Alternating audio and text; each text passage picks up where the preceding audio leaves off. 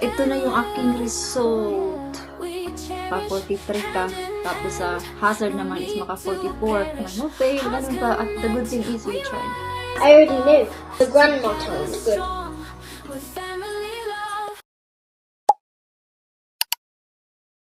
So hi everyone! Welcome to another vlog. Hapon na. Oh, mag-alas 2. Ano na? Magto 2:40 na. Late na ako nag-start ng vlog kasi kanina umalis ako. Magtimpla muna ako ng kape tapos ikwento ko. Pagkatapos ko lang nag-work kasi umalis ako kanina, mag-8 pa lang ng umaga. Tapos pagka uwi ko, kumain ako, diretso na agad sa work, kaya wala akong time kanina mag-vlog. So yan, timpla muna tayo ng kape para makapag-chill. Doon lang naman ako sa aking fish and chips today. Lumabas na naman si Mr. Sun.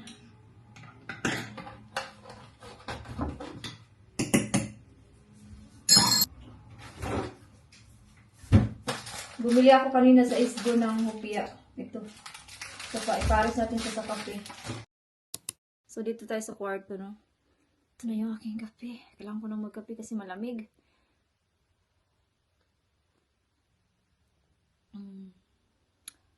Chill. So, anyway, kaya hindi ako nakapag-start ng vlog kaninang umaga kasi maaga akong umalis. Mga 7:45 pa lang umalis na ako. Pumunta ako ng Eastbourne kasi kanina yung aking theory test. So, ito na yung aking result.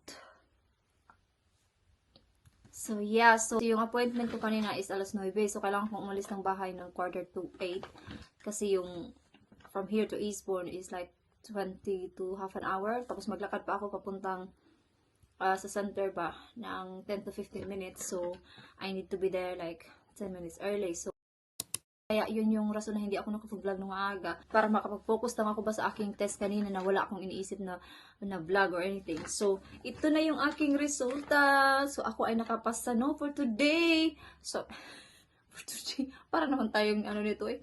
So, yeah. So, finally, napasa ko siya guys. So, ito yung aking second attempt na actually ito. So, nung first attempt ko, hindi ako nag-vlog that time kasi ayaw kong pressure, basta ayaw ko lang, gusto ko lang pumunta doon para mag-exam.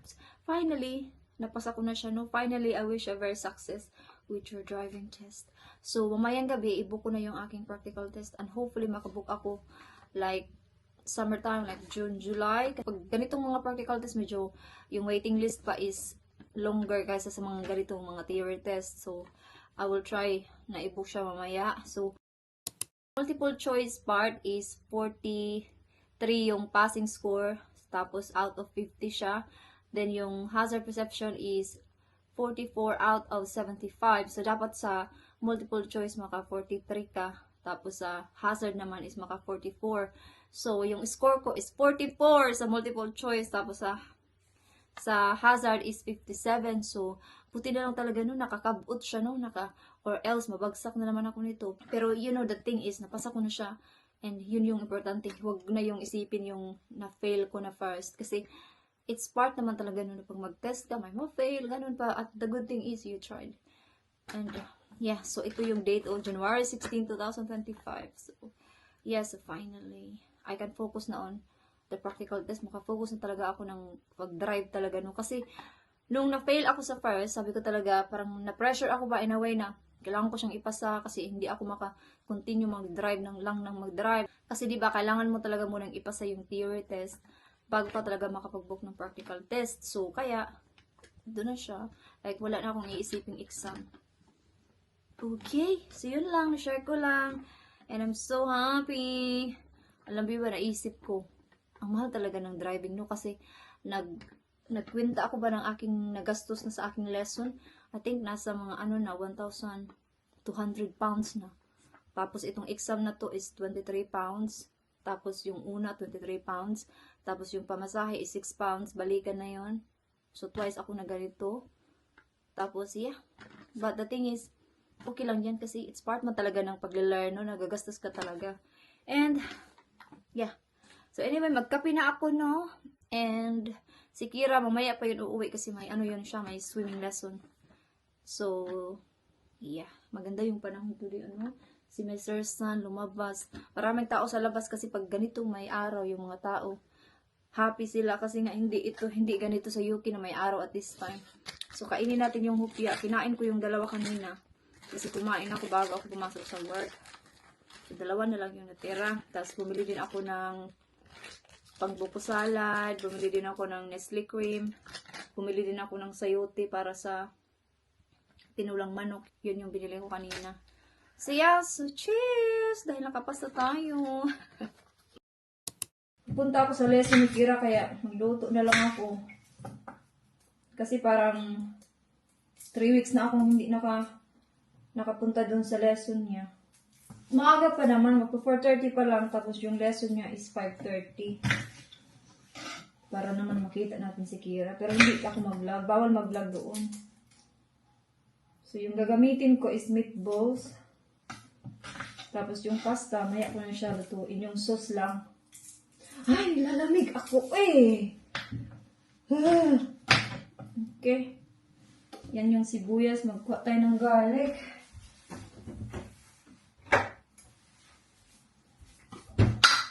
Okay.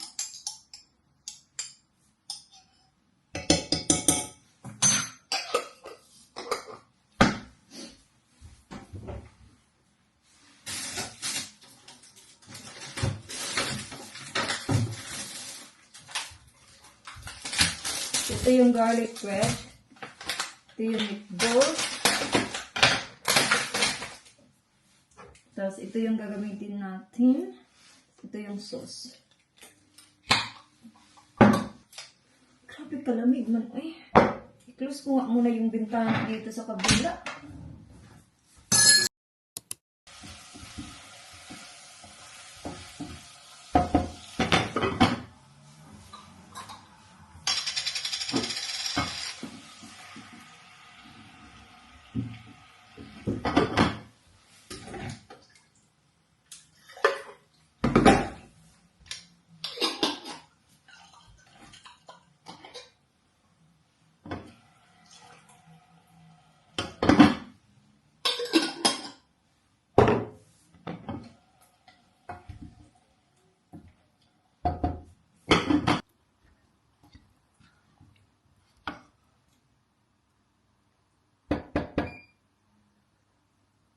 So, luto na siya. Tinawagan ko si mother-in-law kung pwede niya akong sunduin. Sabi niya, okay. So, susunduin nila ako ng mga alas 5. So, yeah. So, hindi na ako mag-vlog. So, mamaya na lang ako mag-vlog pag naka-uwi na ako. Kasi nga, bawal mag-vlog doon. Para makita ko naman si Kira. No? Kasi, 3 weeks na talaga or a month na hindi ko na siya nakita nag-swimming. Kaya, while nandito ako sa bahay at I am free. Para fair naman sa aking mga in-laws, no? Kasi lagi na lang sila yung pumunta doon kay Kira kasi gusto din naman nila kaya hinayaan ko na lang din. Aking sipon ba?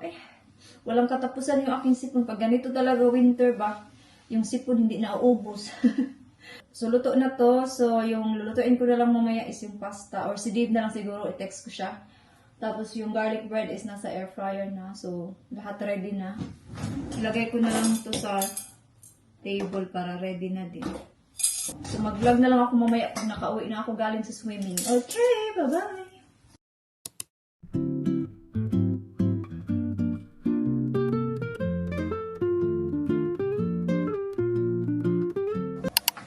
So, ito na yung dinner ko. Dinner namin. Lagyan ko lang ng 2 garlic bread. That's enough for me. Tapos, ano ba yung kay Kira?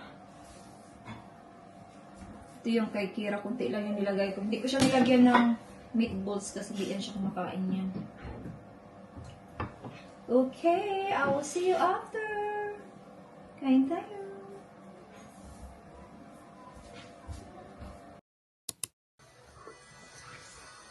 Doc, I have something to tell you. What? Do you know that Mommy passed the test? Yeah, I know. I already knew. Grandma told me. Granddad? What did Grandpa said? Ouch, my hands! No, Grandma told me. What did Grandma say? She just said, oh, Mommy passed the test. I'm like, oh.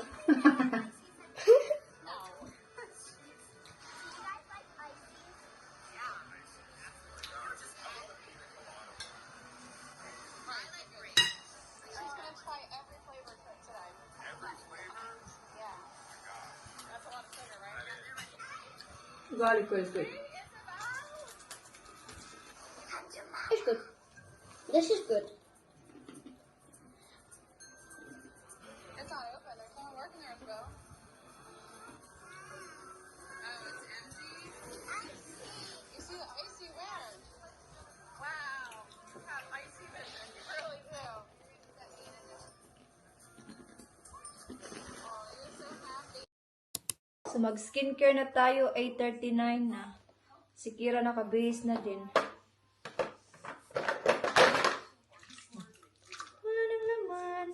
Last na talaga to, itapon ko na to. Ah, meron pa siya. Huwag muna. I-keep mo na kita. Tapos mag-edit ako ng video after. Lagay ako ng oil sa buho kasi hindi ako nakalagay kahapon. Tinry kong mag-book ng practical test ba? Pero yung sa government website ba, sa UK website, naglo-loading lang siya. So, tinext ko yung aking instructor. Sabi niya, tingnan ko daw sa umaga, like 6 in the morning. Kasi yun daw talaga yung time na maraming mga available na dates. So, try ko bukas. Si Dib, naghagop na. Maaga natulog si Dib, mga 8 pa lang. Siguro mamaya, gising na yan, mga 1. Ganyan yan si Dib, maaga natutulog, pero maaga din nagigising. Kaya hinayaan ko na lang din para makarelax siya ganun maaga. Si Kira nanood ng mga videos. Yung aking eye cream ba? Wala na. Wala na talaga siyang laman. Oh. Ubus na.